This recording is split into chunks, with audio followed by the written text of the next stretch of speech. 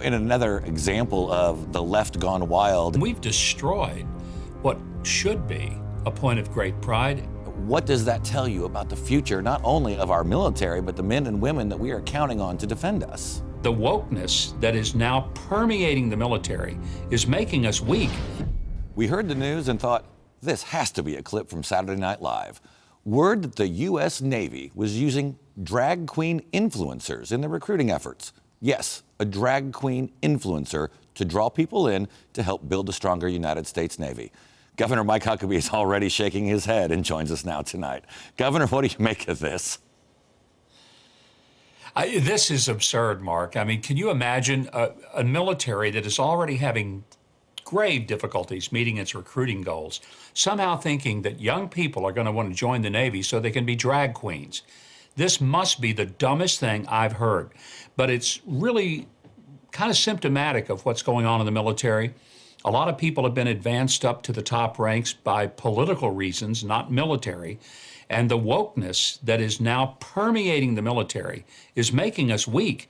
And yes, it's kind of humorous to think about the absurdity of using a drag queen as bait to try to get young men and women to join the Navy. But in a way, this is a very serious subject because it shows that some in our military leadership think that diversity and having this whole sense of wokeness is more important than having people who serve in the military because they love their country and they are willing to fight and die for it. And it's not about how diverse we are. I don't think most people could give a rip as to whether or not a person has all these touchy-feely feelings. What they want to know is, if we put a weapon in your hand, are you willing to defend the citizens of the United States of America and to do it with valor? That really is the only thing that matters. Yeah, the disturbing part is that the Navy seaman in question, Yeoman Second Class Joshua Kelly, who goes by the stage name Harpy Daniels, is quoted as saying, "Haters only hate when we are winning." What does that tell you about the future, not only of our military, but the men and women that we are counting on to defend us?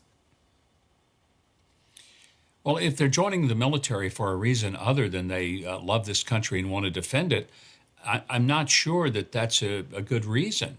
Our military has always been something that gave everyone, left, right, center, everyone, a great sense of national pride because we respected the heroism, we respected the courage, and we respected the sacrifice that people made to serve in the military.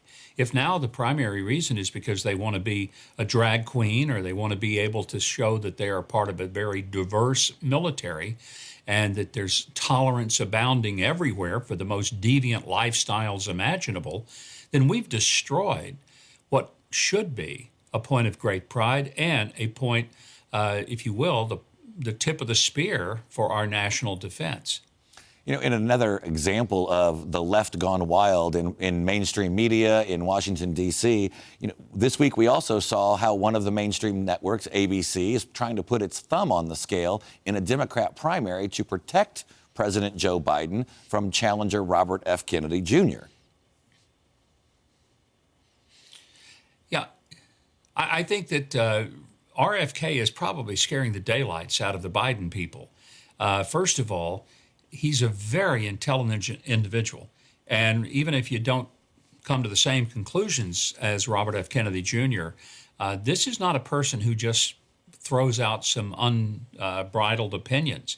He's a very thoughtful, carefully researched person, and he's challenging a lot of the norms, both Democrat and Republican. I have great respect for him. I just find him refreshing.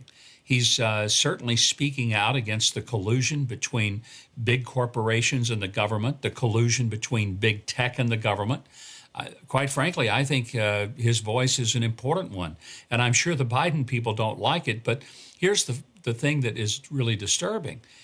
Certainly the Biden people don't like it, but why would a television news network decide that it was going to try to distort truth about what he is, what he's saying, what he stands for, because they're trying to make sure that Joe Biden has cover? I just find that very disturbing, and it shows that in many ways Donald Trump was right when he said that they're the fake news, and that's a great example of it. I think when you combine that with the fact that the Democrat National Committee has already said they're not going to have primary debates, they're doing everything they can to make sure the American people don't have a choice on who their nominee is for president.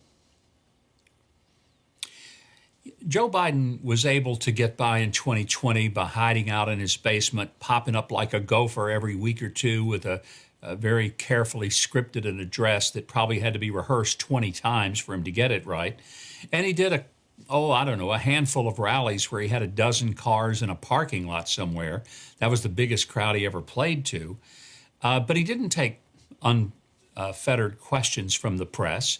He didn't let himself stand for the kind of scrutiny that presidential candidates normally would go through. And even at the debates, it was so overwhelmingly tilted in his favor that when questions about the Hunter Biden laptop came up, he got off with simply saying, well, it's not true. And that was the end, no follow-up. The reporters who were in charge of those debates were absolutely abysmal. So I can't imagine that Biden could get away with that again, but from the early looks of things, he just might.